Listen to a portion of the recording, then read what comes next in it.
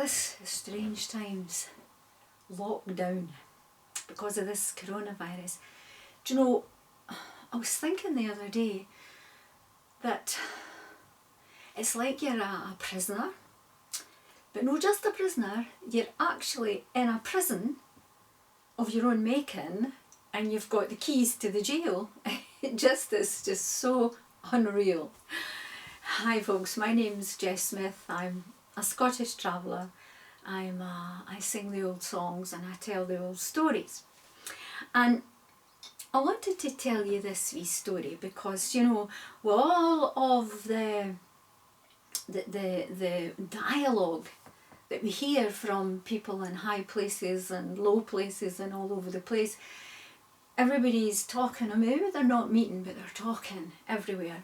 And thanks to media and social media and television and everything, we can shake our head and say, oh my goodness, you know, why did you say that, or what's that all about, and this stuff. Anyway, so with that in mind, I've got a wee story for you.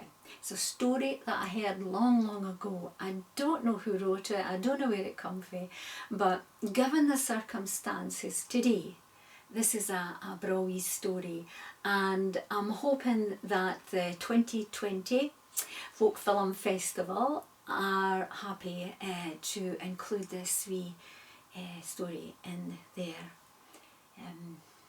Ceilidh, in their gathering. Well, there was once a wee fly, and he was starving with a hunger. He'd eaten nothing for ages and ages and ages. Poor wee fly. And he was scooting across this ferrum land when he sees a farmer with a pitchfork coming out to a barn. And he says to himself, I wonder if there's anything in there that I could have a wee feast of. So he went on top of the roof of the barn, and there was a wee tiny hole. And he looked down the wee hole, and lo and behold, it was like all his Christmases and his birthdays had come at once. For what was there but a great big hot steaming mountain of dung, freshly piled by the farmer.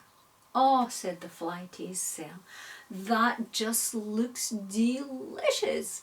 Well, through the wee hole he squeezed himself, and he landed on the top of the steaming hot dung, and he started to gorge himself. He was eating great big wallops into his mouth, and it was running down his elbows. I don't know if flies have elbows, but let's just say they had elbows and fingers, because he was licking them off his wee fingers and gathering it up off the elbows, and he was just stuffing it in his mouth. Oh, the wonders of freshly piled dung, the creme de la creme to flies. Well, he ate and he ate and he ate until he was near bursting. Oh, and he sat down and he stopped eating for a wee minute, and he went, whew, that was beautiful. What a great meal. I don't think ever in my life I've had a meal like that. But you know, flies shouldn't linger, and it's time I was off.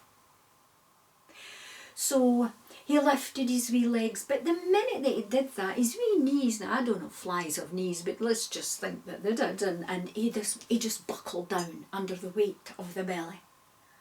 And he tried flapping his wings, but these thin gossamer wings just fell flat on his back. Oh, he says to himself, I need to get out of here. And he's looking up at the hole. How would I get out? And he's looking all round about him, and oh, he said, I need to get out, I need to get high up.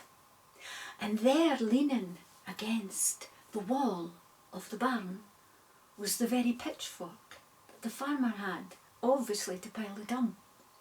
And he says, now if I get up there, I'm sure I can get myself out through that hole. But the only way he could get up there was to come off the pile of dung, which was quite a mountain to a wee fly. But anyway, he hung onto his belly, sticking his wee elbows in, he bounced down the mountain of dung. And when he landed on the floor of the barn, he raced across to to the pitchfork and he began to pull and pull and pull himself up.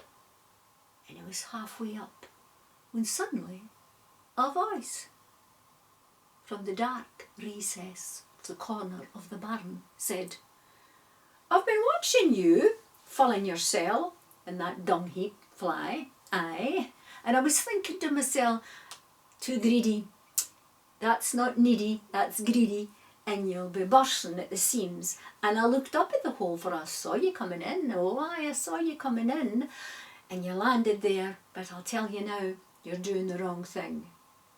It was none other than the enemy of all flies, the web weaver, the spider himself. "Excuse me, Spider," he says, "but I am not causing any bother to you or anybody else, so you just leave me alone so I can fly out that hole." Fly out the hole? Do you imagine the size of you? You were skinny enough getting through there with great difficulty. How were you going to get out? I will squeeze myself out. I just need to be high enough up. No, honest Fly. Look, I'll no eat you, I promise. I'll not bother you, honestly. Just go in and have a wee rest and get rid of some of that weight, okay? Just dinna do what you're doing. I know what you're doing and you shouldn't be doing it. But the wee Fly did not believe in the Spider. I mean, what fly would? So up he goes. Oh, wasn't it easy? But he was pulling himself up and pulling himself up until he was right up on the handle of the fork.